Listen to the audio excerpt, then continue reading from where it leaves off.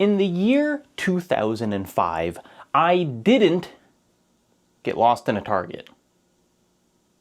But my mom kind of thought I did.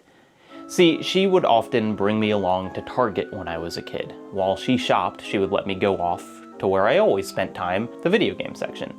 I would go and look at the games and play the little demos they had there, the Nintendo DS chained to the wall, the Xbox controllers way down here for the TVs way up there. And I didn't leave the video game section, but Here, I'm gonna draw you a diagram. See, this big box is the store, and here are the shelves with the games and the demos, and I was in that section, but I wasn't looking at the shelves or the demos. I was sitting here, the end of the row. So when my mom came through and looked down the aisles, she didn't see me. Apparently she looked through the whole store, the toy aisle and the book aisle and probably even the clothes and the food as she got increasingly panicked, and eventually I looked up because I heard my name called over the store loudspeaker. And I got up from the end of the aisle and walked towards the checkout, and there my mom was, and she said, "It's been 40 minutes, where were you? What were you doing?" And I told her the truth. I had been reading the Prima official game guide for Star Wars Episode 3, Revenge of the Sith, the game. I wasn't allowed to have a video game console until pretty late in my childhood. We would get a Nintendo Wii as a sort of collective family Hanukkah present in 2006. Before then, I had to satisfy my appetite for gaming from less traditional sources. Online flash games, sleepovers at friends' houses, and writing, magazines like Game Informer, and strategy guides like the Prima official game guide for Star Wars Episode 3, Revenge of the Sith, the game. But even after I got a Wii and started gaming proper, I maintained this reverence for guides.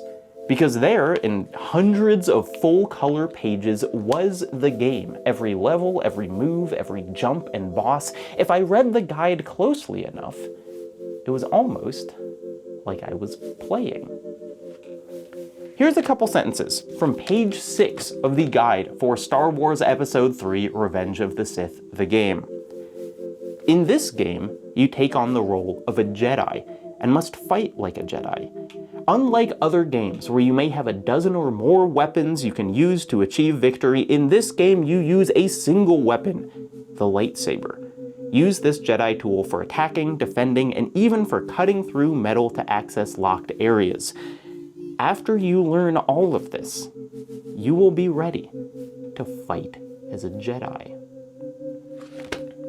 This was transportive writing to me as a kid. Now I read it and see the mechanics it's describing. I'll both fight and open doors with my lightsaber. I'll earn XP points, I'll get more moves. But in 2005, I felt it was describing more. The boldness of Revenge of the Sith, the game, it told me, was that you would truly embody a Jedi. This was a game about mastery of one tool, your lightsaber alone, and the steps to mastery were contained within the very book I was reading. If I memorized this book, I could master the game before I even played it. Almost exactly 20 years later, I booted up Star Wars Episode 3, Revenge of the Sith, the game, for the first time, and I found a completely fine licensed hack and slash game. I did, as the guide described, only use my lightsaber. I did see the slightly varied playstyles between Anakin and Obi-Wan. I didn't, unfortunately, find the Prima guide very helpful.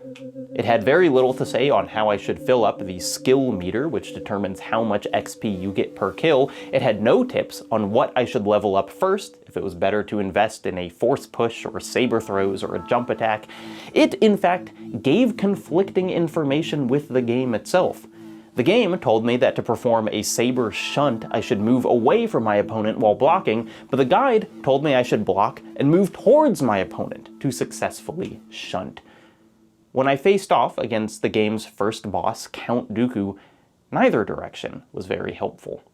I died multiple times and finally turned to my trusted friend, decades-old forum posts. A dude from 2005 suggested I grab Dooku as much as possible. I did this, and I cleared the fight.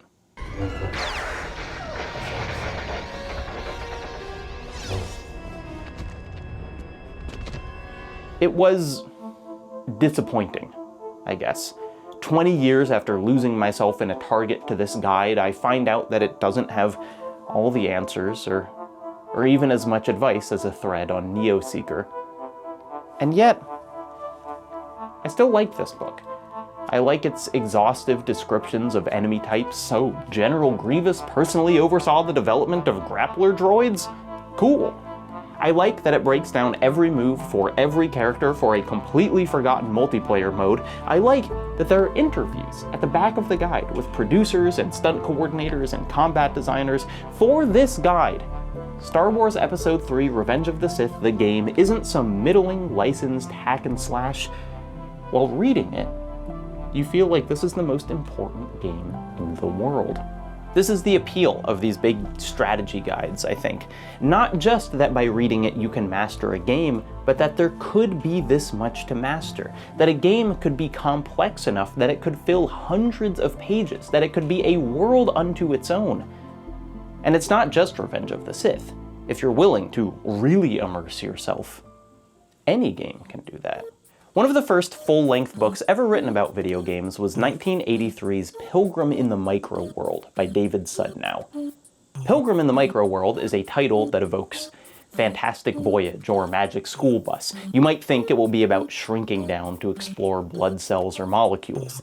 Instead, Pilgrim in the Microworld, nearly every single page of it, is about exploring something else. Breakout for the Atari 2600. You might think, fool that you are, that there isn't that much to say about Breakout for the Atari 2600. It's a game where you bounce a ball off a paddle and break bricks. Even the official manual seems to be stretching for 6 pages. But you have never experienced a game like David Sudnow experiences Breakout. At the beginning of the book, Sudnow has almost no knowledge of games or seemingly technology writ large. He's a professor in California and a pianist. In fact, one of his first encounters with gaming is during a performance of his. He and his band are playing at a house party in Berkeley, but keep getting interrupted by adults in the other room who are hooting and hollering while playing Missile Command. Sudnow is annoyed, but he's also intrigued. Soon after, he buys a color television and an Atari.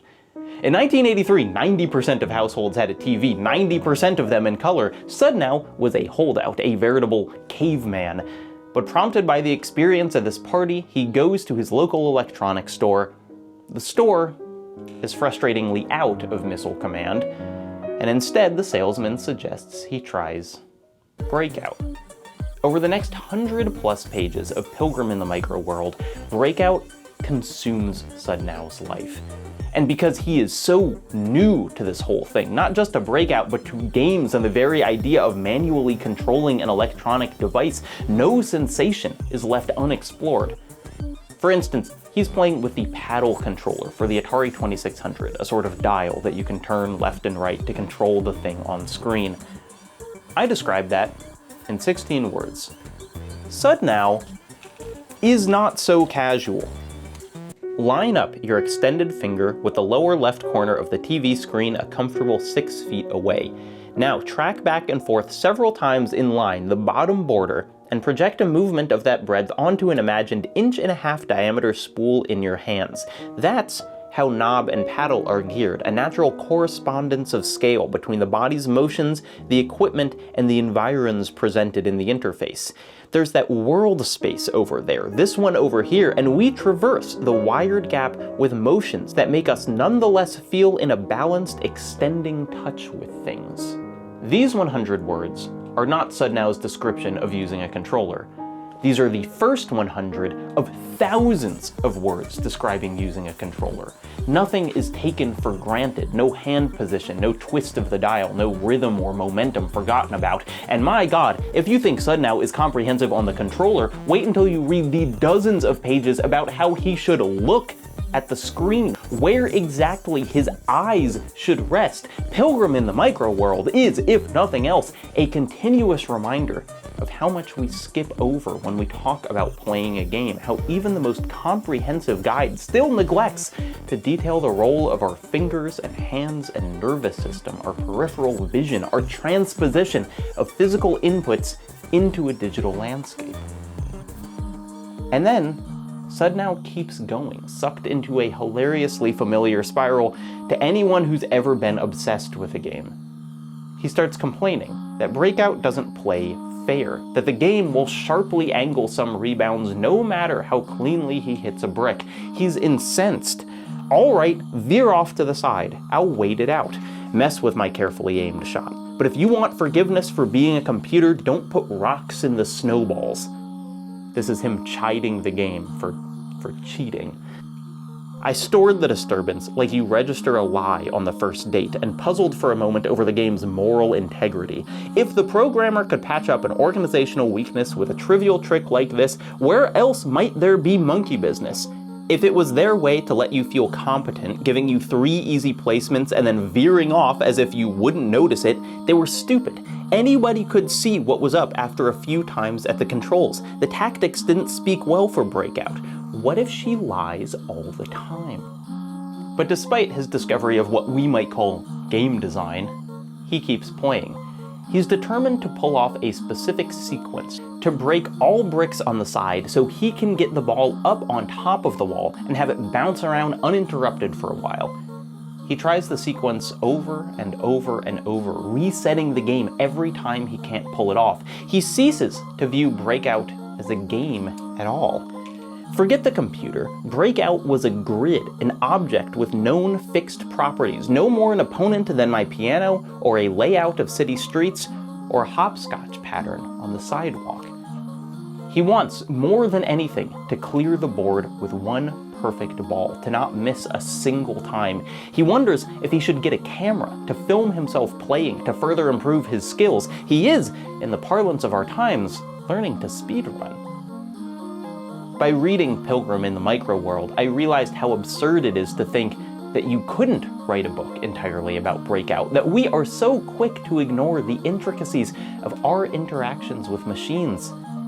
Sudnow ignores nothing, and in doing so finds core truths about how we relate to a video game. The central skills of these games, he writes, arise out of lucratively programmed caring. It's not that you have to care in order to get good, but rather that you have to be kept caring. A goal remains alive by always moving just ahead, out of reach. Because this, writing essays and making videos, is my job, there's a limited time I can allow myself to keep setting goals within a particular game before I have to move on. Years ago, I talked about the infinite appeal of Sekiro's parry, of being able to see what perfection would look like, even if it remained forever beyond my grasp. Sekiro is an interesting example, though, because there's so much of the game that I ignore in pursuit of that one goal. I almost never use the prosthetic tools, for example. I don't care about most of the character's side quests. I don't explore the levels anymore. I simply sprint through them to get to the next boss. I decided which parts of the game are important to me and neglected the rest. If I had to make a case for really knowing a game, I don't think I'd pick Sekiro. I think I'd pick the Game Baker's 2016 title, Furi. Furi isn't one of the games I've spent the most total hours on. I discussed those in a Nebula video a few months ago. It's not the game I've replayed the most either, though I have truly lost count how many times I've replayed it. But Furi is the game that I feel I've scraped every crumb from most thoroughly, internalized every piece. Here's how the game works. Furi is a boss rush. The game is exclusively 10 bosses with slow linear walks between them. Each boss has multiple phases, never fewer than 4, often as many as 6. Each phase of each fight is different and hard, and you will die to almost all of them on your first try. But this is actually built into the structure of the game. You, the player, have 3 life bars, and when one of those life bars is depleted, you only start that phase of the boss over, not the whole fight. If you lose all your life bars, then yes, it's game over, but beating a phase of the boss actually earns you back 1 life bar, meaning you'll always get to try out a phase at least twice. before going back to the beginning. This is all there is. No upgrades or skill trees, no items to forget to use, no side quests to ignore, just repeated practice folded into a fight over and over. Once you beat the game, you unlock the Furi difficulty, which can feel insurmountable, but really just teaches you that you can get so much better at the game than you even thought. I've been playing Furi since it came out. Not continuously, but I probably return to it at least once a year. The combat rhythms are a part of me now. I often don't even have to think before knowing how to counter a string of attacks. Also, in between revisits to the game, I listen to its soundtrack while working out. I know the sound of Furi in my bones. Are there people better than me at this game? Of course. At least 798 of them. There is still a goal in front of me, always more to be known, but it feels great to have this thing, this little adrenaline-fueled indie game that I just know, like how Sudnow wanted to know Breakout. In the middle of Pilgrim in the Microworld, Sudnow, a 43-year-old professor and piano player, does the thing that every obsessive yearns to do. He actually goes to Atari and interrogates the people who made the game on how best to play it. He meets the designers and programmers, the whiz kids of Atari, the folks who made Breakout, as well as Super Breakout, a game Sudnow seems to be almost entirely unaware of. And he doesn't ask them the questions a researcher writing a book about a game might ask. He doesn't want to know what brought them to this job or how they decided on Breakout's elegant design. He doesn't want a tour of the facility. He wants to know exactly which brick he should hit first. He wants to know precisely the best strategy to win. He acts as if he's meeting God and has one chance to suss out the secrets of the universe. But the designers don't know. They simply programmed the game. They didn't master it. They cannot give Sudnow the perfection he seeks. Sudnow's assumption that the creators of a game would be near omnipotent within it, know every detail, be able to nail every trick, makes sense. After all, they designed the laws of that particular world. They spent hundreds or thousands of hours creating every detail. It would surely be the height of hubris to suggest that anyone could know more about the game than the creators. Sudnow could scarcely imagine the idea. But I have wondered this before. Can you know a game better than the person who made it? Super Mario 64 was released in 1996 for the Nintendo 64 console, and there has not been a single time in the subsequent history of the world that people weren't playing it. Can you imagine David Sudnow, who nearly drowned in the complexity of Breakout for the Atari 2600, playing Mario 64? He'd spend 50 hours just stretching Mario's face. The official Nintendo Player's Guide for Mario 64 is 129 pages long. It has guides to each of the 120 stars in the game with cool rendered versions of each of the levels. It has a page on the game's secrets, like Yoshi on the roof of the castle or the rematch against the Big Penguin. It's a good start, though shorter than you might expect for a game with such nuance. There's relatively little on just how flexibly Mario can move, how you can chain together his dives and long jumps and such. The minutiae of each level's geometry is left totally unremarked upon. The guide represents a tiny fraction of the knowledge that went into the creation of Super Mario 64, the endless strategies and techniques the developers and playtesters might have used to approach each level. You could fill 1,000 pages, multiple thousands, with everything each developer knows about this game. And yet, I wonder if anywhere in those thousands of pages you would read the phrase, parallel universes. In the nearly 3 decades since Mario 64's release, players have done things that I am sure the creators thought were impossible.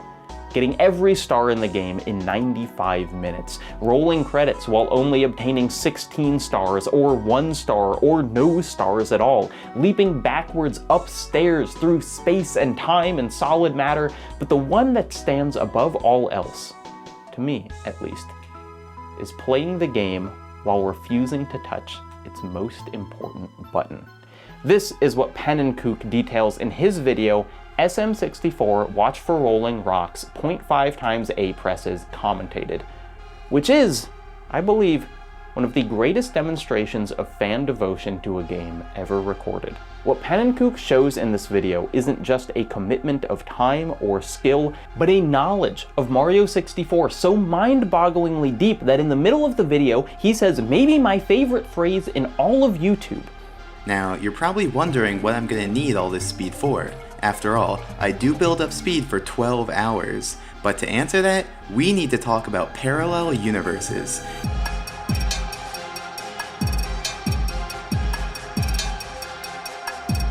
In the simplest possible terms, Panenkook is attempting to complete this level while never pressing A, the jump button, in a game entirely about jumping. This is, frankly, an impossible task. Accordingly, Panenkook accomplishes it in an impossible way. What he describes over the course of the 25-minute video SM64 Watch for Rolling Rocks 0.5 times A presses commentated is nothing less than an explanation on how to break the physics of a universe. Utilizing a handful of lines of code meant to do nothing more than reduce big decimals and check to make sure that Mario is correctly colliding with the ground, Panenkook instead builds up so much speed that he leapfrogs into what he calls a parallel universe, an invisible replica of the level that exists far beyond the bounds of visible geometry, just one of a massive grid of parallel universes, all the almost certainly unintentional result of how this code resolves the coordinates of a player's position in space. Using this portal into the multiverse, Panenkook ping-pongs around parallel universes like a madman, ultimately bouncing off a bug he lured into the perfect position 12 hours before, all to reach a platform that holds a star that even a casual player could probably reach in a couple minutes. But Panenkook knows the game on a molecular level, and so he does it without jumping. Importantly, the strategy this video demonstrates isn't one done with literal hands-on controller. Instead, Panenkook is doing this via a TAS, which stands for Tool Assisted Speedrun. This is a tool that can be programmed to play the game with inhuman speed and precision, to build up just the right amount of velocity, to launch into a parallel universe at just the right angle. It might disappoint some of you to learn that Panenkook isn't personally running on this hill for 12 hours, or controlling movement between parallel universes with a real-time joystick, but I would encourage you to reframe that thinking.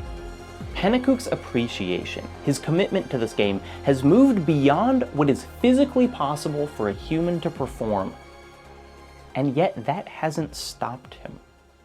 This is not a greater understanding of the game than the people who made it, per se. Panenkook never claims that he could have made Mario 64 or programmed it better than the developers. Instead, I think of it like the comparison between an author who wrote a book and a fan who's memorized every word of it. Both have a specific knowledge of the thing that the other couldn't even approach. I think when I pored over game guides as a kid, I was hoping they would turn me into a sort of TAS. If I memorized every one of Anakin and Obi-Wan's combos, if I knew how to deal with each enemy, if I was never surprised by the layout of any level, I'd be playing the game at maximum efficiency and thus interfacing with it in the best possible way. This is what David Sudnow craved in the middle of his journey with the Atari 2600. Breakout, like Mario 64, was a grid, an object with known fixed properties. If he could turn himself into a computer, he could finally play the perfect game. He writes that rather than playing the game as a human uses a tool, maybe he needs to, quote, suppress all grace and care and conform my own attitude into the sort of a being through which the calculations can pass. The action on the screen must incorporate me, reducing or elevating me to some ideal plane of synaptic being through which the programmed coincidences will take place. He dreams of being a taskbot, of turning himself into a computer. Until he finds something else to want. Games, as he wrote, arise out of lucratively programmed caring. And a computer can perform far more optimally than any human, but it can't care. It can't decide what its next goal is, can't find the motivation to chase what's just out of reach. This is actually where Sudnow settles at the end of his book. wouldn't the efficiency kick be short-lived? With a fully worked out strategy, wouldn't you barely have to look? Strategically best moves are ultimately reductive, tailoring participation down to its absolute minimum, giving you command from afar and behind the scenes, so to speak, with nothing much to do. With this realization, he stops resetting the game after every non-optimal opening, starts playing like a human again. He forgets that it's a grid that he once meant to turn himself into a computer, and when he does, he finally plays that perfect game. Even Pennenkook and the army of task programmers across the globe, they're using machines, but they're not playing like machines. A perfectly optimized system would never try to complete a game about jumping without jumping. A perfectly optimized machine would never play a game at all. What is optimal in caring about something so inconsequential? And yet, we do. Because caring about something is an end unto itself. Passion is found in the process, not the result. It's impossible to fully, truly know a game. That's the whole point.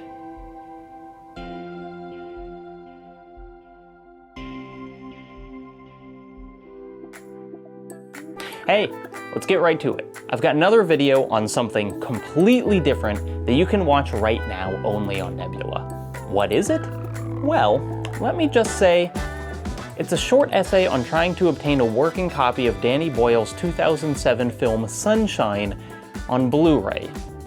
It's a weirdly long story, long enough that I felt compelled to make a whole video about it. This is what I do on Nebula, what I've been doing for years now. Previously, if I had an idea, even one that seemed fun and cool and worth talking about, but it couldn't sustain a half-hour long video essay, I might just toss it out. But with the support of Nebula, and without fear that I'll somehow tank myself in the algorithm, now I have a home for all those fun, weird little ideas. For instance, why exactly did I have to buy 3 different copies of the same 2007 sci-fi movie? Or, what are my most played games of all time? Or why does Arkham Knight still look so good? Or how do you make a blackberry peach pie? This is what you can find on my Nebula page, alongside early, adless videos, and all it costs you is $36 a year if you sign up with my code, which gets you a hefty discount. Once you've watched the dozens of exclusive videos I have on Nebula, you can move on to the wonderful crowd of other creators there, and all of their exclusive content. Lily Alexander decodes the hidden messages of her own video, Big Joel talks about those mind-numbing 1 versus 20 debates, Innuendo Studios is uploading a minute-long review of a different adventure game every week. Each of these channels has enough cool stuff to warrant $36 a year on their own, but the magic of Nebula is you get all of it for 1 subscription.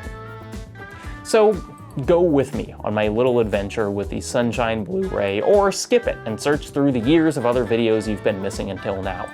All of it on Nebula for 40% off an annual subscription, only $36 a year when you sign up with my code.